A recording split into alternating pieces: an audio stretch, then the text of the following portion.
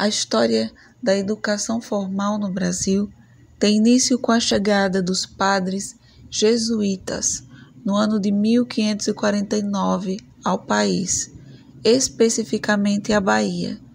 Entre os padres que vieram ao Brasil podem ser citados Manuel da Nóbrega, José de Anchieta e Antônio Vieira.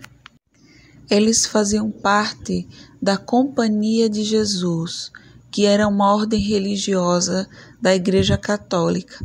A companhia foi formada por padres que seguiam uma rígida disciplina militar, subordinados a um regime de privações que os preparava para viver em locais distantes e se adaptar às mais adversas condições.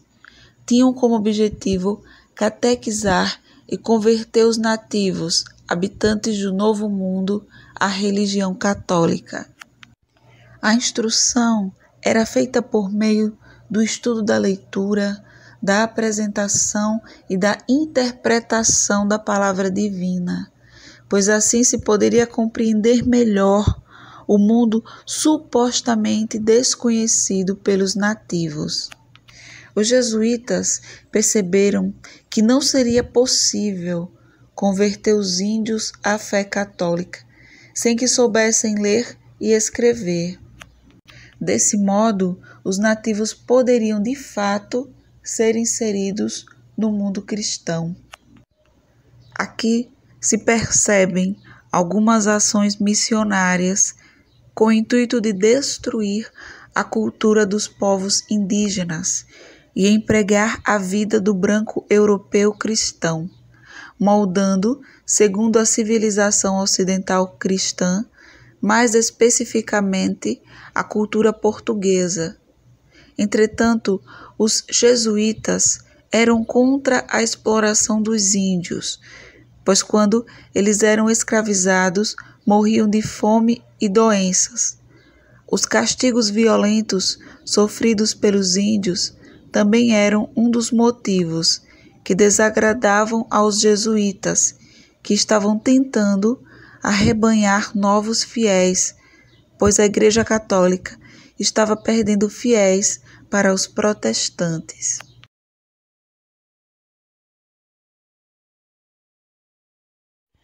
Para concretizar as questões que foram citadas até agora, os jesuítas, além de trazer consigo os principais costumes religiosos e boas condutas de comportamento, trouxeram também sua metodologia de ensino, sua proposta de trabalho pedagógico, que por sua vez era influenciada pelas orientações filosóficas das teorias de Aristóteles e São Tomás de Aquino, principalmente no que se refere à ideia de universalização do ensino.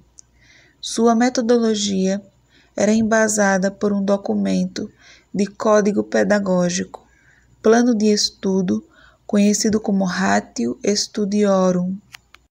Segundo Sangenis, os jesuítas empreenderam no Brasil uma significativa obra missionária e evangelizadora, especialmente fazendo uso de novas metodologias, das quais a educação escolar foi uma das mais poderosas e eficazes. Em matéria de educação escolar, os jesuítas souberam construir a sua hegemonia. Não apenas organizaram uma ampla rede de escolas elementares e colégios, como o fizeram de modo muito organizado e contando com um projeto pedagógico uniforme e bem planejado, sendo o Ratio Studiorum a sua expressão máxima.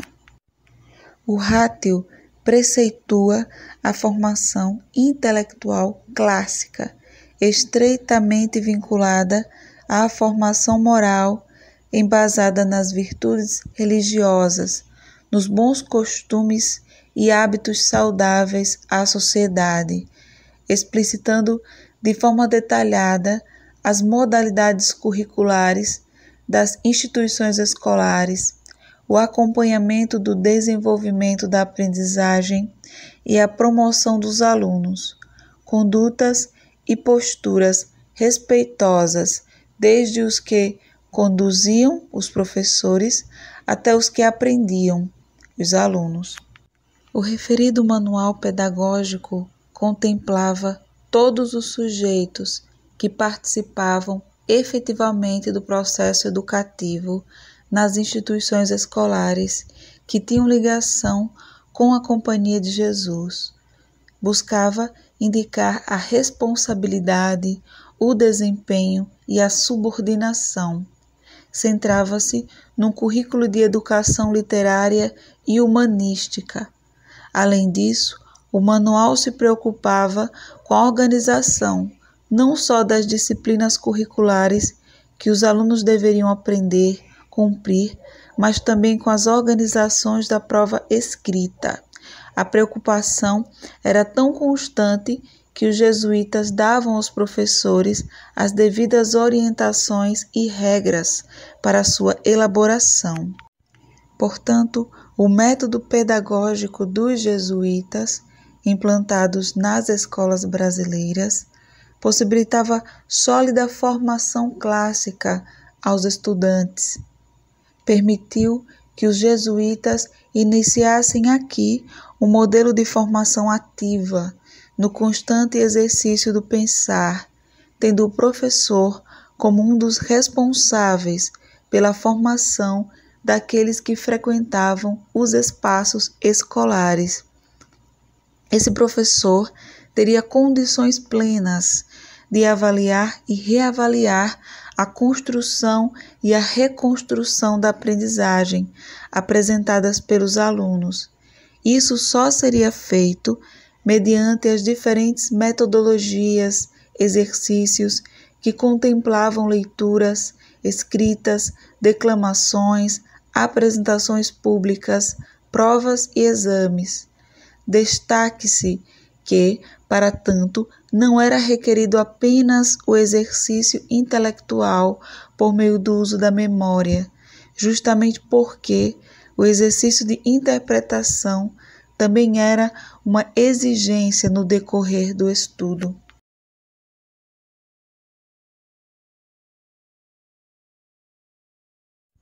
Mesmo com todas as estruturas, organização e regras pedagógicas e administrativas, a educação jesuítica não satisfazia o Marquês de Pombal, primeiro-ministro de Portugal, porque as escolas da Companhia de Jesus atendiam aos interesses da fé, enquanto Pombal se preocupava em atender os interesses do Estado.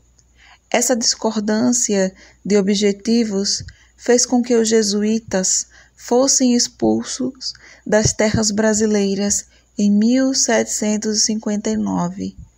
Dessa forma, retirou-se a Igreja Católica do domínio da educação em Portugal e mandou fechar todas as escolas que estavam sob o domínio dos padres jesuítas, e as bibliotecas dos conventos foram abandonadas ou destruídas.